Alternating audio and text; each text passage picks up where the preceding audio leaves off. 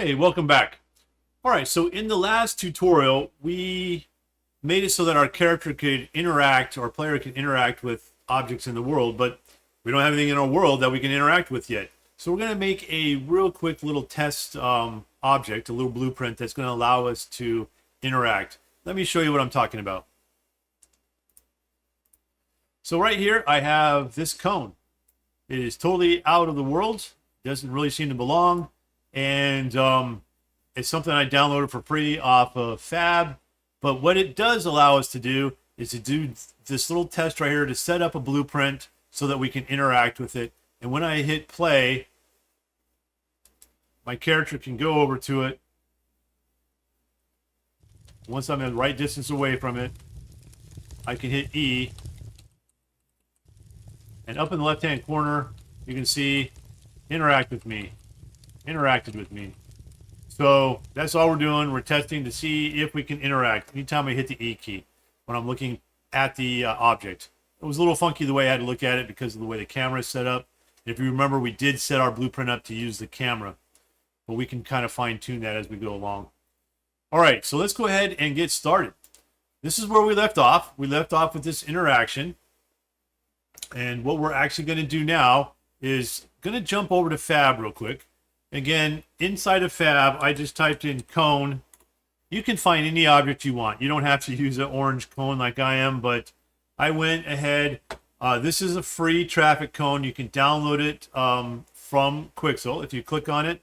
The reason why I'm showing this is because a lot of the objects now may or may not go into your library to be able to be automatically added so you can add it to your project. A lot of them are going to be 3D models like this. So if you click the download button, and then you can select the different type of file formats that you want. I usually use nowadays GLTF. And there's different qualities it shows here because this is Quixel. Quixel has different qualities. I'm going to go ahead and try the high quality one, GLTF. I'm going to download it. And it'll come in like this. I'm going to right click on it and I am going to extract all. It'll pop up with a little browse option.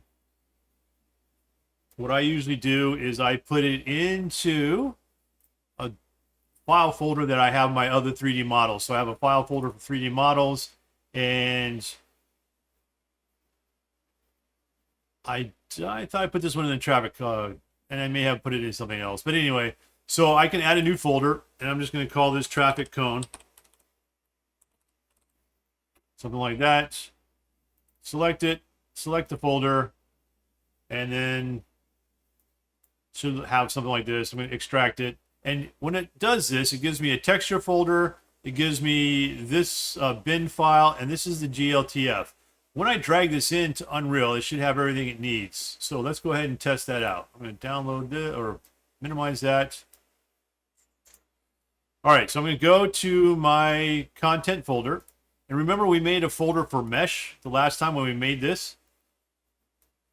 I'm actually going to make a new folder inside of it.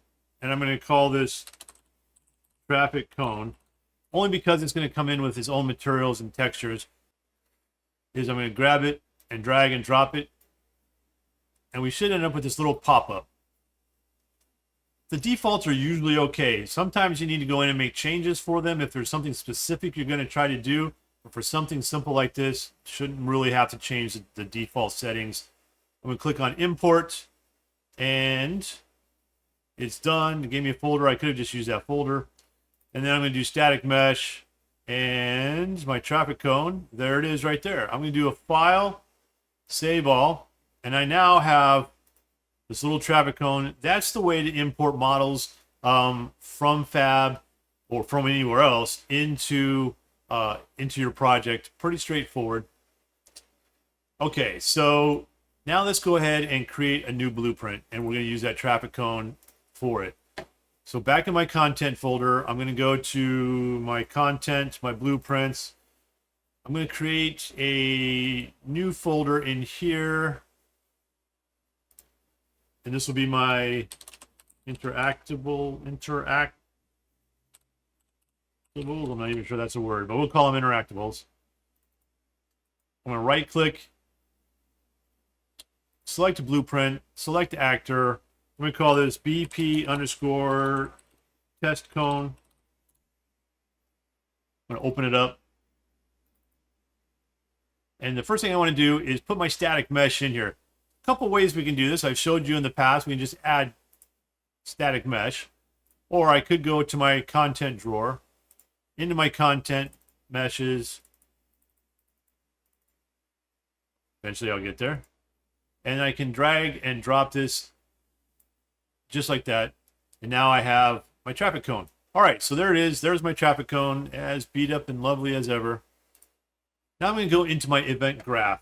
Inside of my event graph, the first thing I need to do is make it so that this blueprint has access to that BPI that we created. So our BPI interaction right here. Because when we call it, we're going to need to be able to have it as a function or an event that's here for us to be able to call. So I'm going to compile this real quick. I'm going to go into class settings. Right here under class settings, over here under implemented interfaces, I'm going to hit add. And I'm going to type in BPI, and our BPI interaction should show up right there. And when we do that, it'll show up over here. Once we add it in, so I'm going to compile and save again.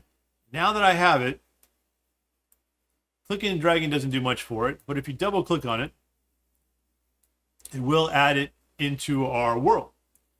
Now the only thing I want to do is I want to just make sure I'm interacting with it. So I'm going to go ahead and drag off from here, and I'm going to get print string just to test it. And we can leave hello, but we can maybe even say something else like, hey, stop looking at me. Something like that. Compile it, save it. All right, so now I'm going to go back into my sandbox. I'm going to drag this, not that out there. I'm going to go into my content folder to my blueprints, my interactables. I'm going to grab this test cone and put it out there in the world. And I'm going to save. Now, if we did everything correctly, if I hit play, I should be able to roll up to my test cone, get close enough, and when I look at it, I should be able to hit the E, and I should get it telling me to stop looking at me up in the left-hand corner. All right.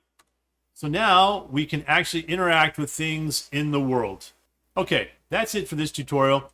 Again, if you had any issues, things didn't work out the way you wanted them to, please make sure you hit me up in the comment section, and I will try to figure out what's happening and get back to you with an answer. Again, if you like this tutorial, please hit the like button.